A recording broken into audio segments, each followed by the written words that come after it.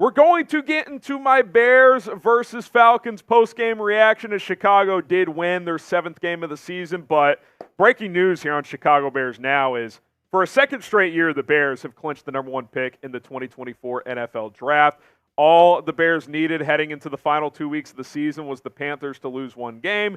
That happened today. They got absolutely hammered by the Jacksonville Jaguars. So the Bears clinched the number 1 overall pick for a second straight year. And I just wanted to talk about this because this is going to be the talking point for several weeks, several months potentially leading up to the NFL Draft of what are the Bears going to do with the number 1 overall pick. The way I see it, we have 3 options. We'll talk about different scenarios here, but number 1, you could draft a quarterback, Caleb Williams, Drake Maye, maybe Jaden Daniels. Saw Mel Kiper recently say Jaden Daniels could get in the mix there. We'll see. Number 2, you could draft Ohio State wide receiver Marvin Harrison Jr.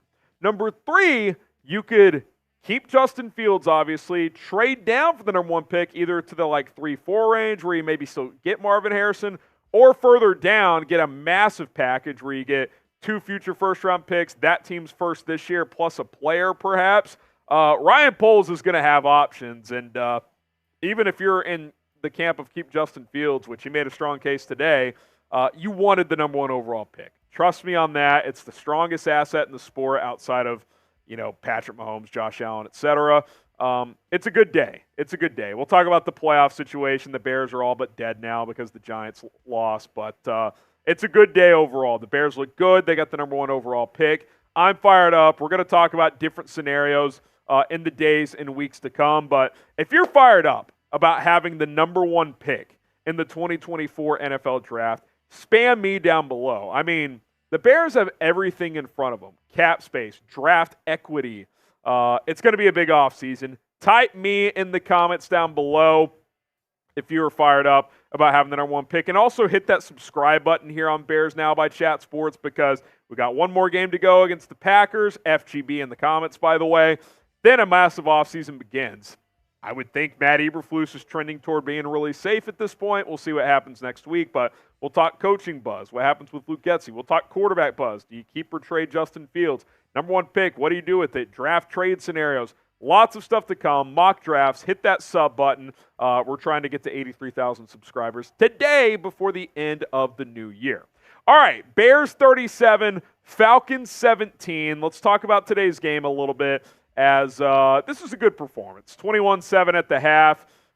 Once again, the half ended with a non-call hitting Justin Fields. 2 dudes clock him in the head after he slides down. That's neither here nor there, but the Bears took care of business. Really the only big-time negative play today for Chicago was when they gave up a 75-yard touchdown to Tyler Algier on a screenplay, but I was really impressed with Justin Fields today, man. 20 of 32 in pretty consistent snow, by the way.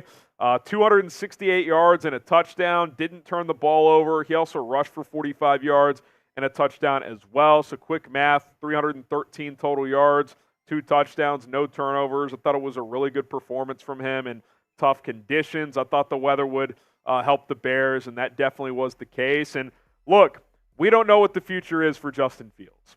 This very well could have been his last home game as the Bears starting quarterback. He acknowledged that to the CBS sideline reporter when she did a report during the game. I think it was Allison Renner. Can't remember what her name was, Allie Renner. She said he told him as much. He understands the situation. But if he did go out, he went out in a good way. He played really, really well. And for those wanting to keep him, which definitely not opposed to keeping him. I see both sides of it, and today was a strong case to keep him, although obviously you don't evaluate this based on one game. This is one of his stronger games, man. He was really, really good. Him and DJ Moore are building something special. That would be a big downside of moving on, as that connection is very real. We'll talk about DJ in a minute, but I thought Justin Fields was really good, man. And if this is it at Soldier Field, then, it's been a hell of a run. It's been a lot of ups, certainly a lot of downs. I hope it's not the end. I find the kid so likable, easy to root for. I think you can win with him. You've gone 7-5 over the past 12 games after an 0-4 start. He's 4-2 since coming back from the injury. Shout out to Justin Fields, man. Shout out to Justin Fields. Great Justin Fields play versus Atlanta today. A, B, C, D, or F. And By the way, you know who'd like to have Justin Fields? The Atlanta Falcons. Taylor Heineke sucks. Desmond Ridder is awful. You don't think they would have liked to have number one on their team today? I think they would have. A, B, C, D, or F, grade Justin Fields' play versus Atlanta today. More to break down from this game, plus an updated look at the playoff picture in just a moment. But I do want to tell you guys about our sponsor, Rocket Money. Rocket Money is a personal finance app that finds and cancels your unwanted subscriptions, monitors your spending, helps you lower your bills, all in one place. Did you know that over 80% of people have subscriptions they have forgotten about? It's too easy to subscribe to a free trial of something and then completely forget about it once you stop using it. Then right then is when the monthly charges start coming in. That's why I'm such a big fan of Rocket Money, because they list out all of your subscriptions, and what you'll realize after you download the app is, oh my God, I've been paying $15 a month for this, $20 a month for that. I don't even use those services anymore. Click the cancel button next to any subscriptions that you no longer want, and Rocket Money will take care of the rest. They'll either walk you through the steps of completing that cancellation, or they will just cancel it for you. RocketMoney.com/Bears now. That is the link to go to. It's in the comments and in the description to download the Rocket Money app today. With over 5 million users and counting, Rocket Money has saved over $1 billion total dollars for customers and an average of $720 per customer. Shout out to Rocket Money. 2024 is upon us. Start saving this upcoming year.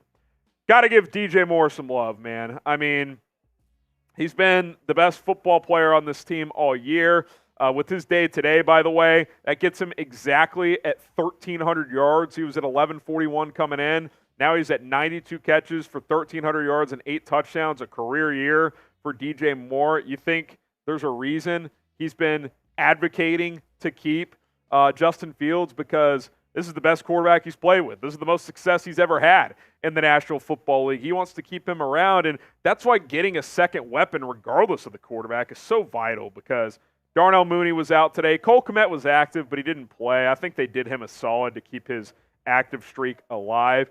But it's clear after DJ Moore, you don't have reliable receivers. Tyler Scott made a couple plays today, but also missed on a couple big opportunities on a little kind of deep post in the back of the end zone. It was a tough catch, but he didn't make it. You'd like to see him make that one.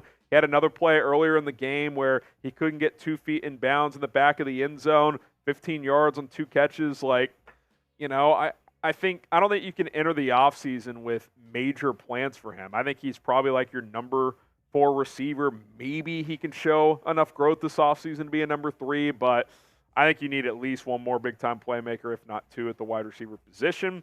The question is Khalil Herbert ready to enter next year as your lead dog again? I mean, he came into this year as the lead running back, started pretty well, got hurt, was not very good for a while, but the last 2 weeks he's rushed for over 230 yards and 2 touchdowns. He was great again today, 124 yards and a score on 18 carries, had a long of 38, so he's run the ball well, and Deontay Foreman was inactive, so you knew Khalil Herbert was going to get the football quite a bit. Roschon Johnson had 21 yards on 7 carries. He did fine pay dirt as well, so he was pretty good overall. Before we get to the playoff picture, quick shout-out to the defense again. Other than that Tyler Algier 75-yard touchdown allowed, a couple guys I want to shout out.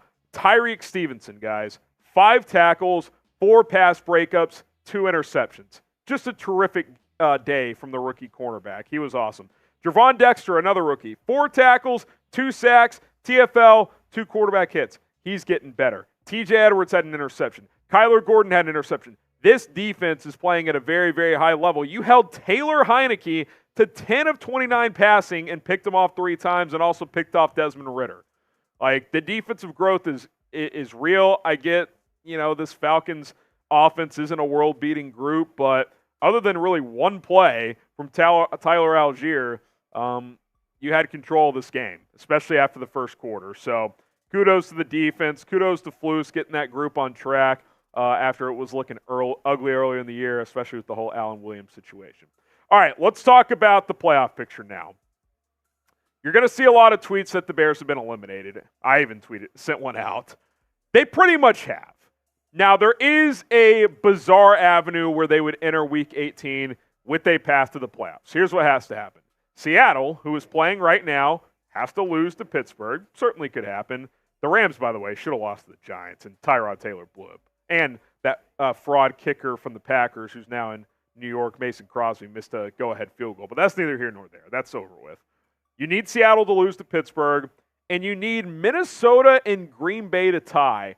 Don't ask me why. I haven't looked at the spiderweb chart of it. They play on Sunday Night Football, so if Pittsburgh wins this afternoon in Seattle, root for a tie tonight. That is the only hope you have heading into Week 18. It's weird, it's bizarre, but hey, it's the NFL. Weirder things have happened. I remember a couple of years ago, the Chargers and Raiders almost tied in Week 18. That would have had massive implications, and the Raiders ended up winning it at the buzzer, but who knows, right?